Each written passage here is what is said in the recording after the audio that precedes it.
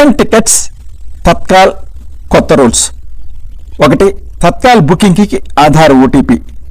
2. బెర్తల్ కన్ఫర్మేషన్ సమయం. మొదటి అంశం, భారతీయ రైల్వేలు తత్కాల్ బుకింగ్ సమయంలో సమూలమైన మార్పులు 1/7/2025 నుంచి అమలు చేయబోతున్నాయి. రేటుపై తత్కాల్ టికెట్లు చేయాలంటే ఆధార్ ధృవీకరణ తప్పనిసరి అనేటటువంటి ఒక రూల్ అయితే తీసుకొచ్చింది. అది 2025 జూలై 1 నుంచి అమలు చేయబోతుంది అనమాట.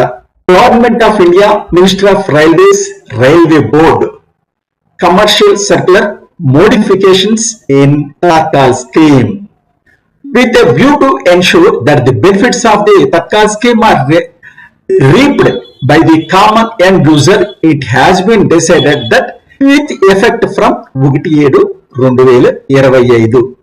భారతీయ రైల్వే కేంద్ర ప్రభుత్వ మంత్రిత్వ శాఖ వారు జారీ చేసిన ఈ ఉత్తర్వుల యొక్క తెలుగు సారాంశం ఇప్పుడు చూద్దాం.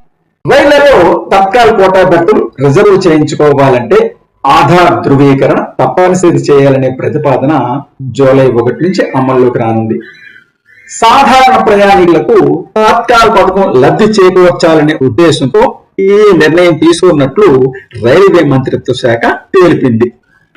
ఐఆర్సిటిసి వెబ్సైట్ లేదా ఐఆర్సిటిసి యాప్ ద్వారా టికెట్లు తీసుకోవాలంటే ఆధార్ ధృవీకరణ పూర్తయిన వారికే సాధ్యమవుతుందని వివరించింది.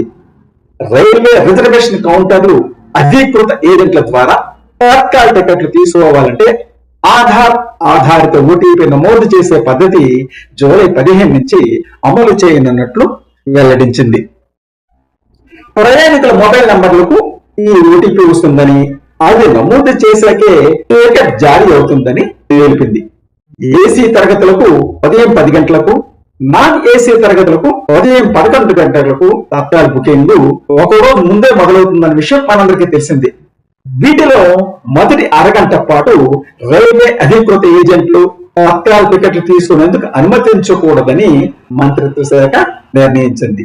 మరి దీనివల్ల సాధారణ జనానికి తప్పనిసరిగా మరి టికెట్లు దొరుకుతాయని గ్యారంటీ అయితే నాకు కలుగుతుంది.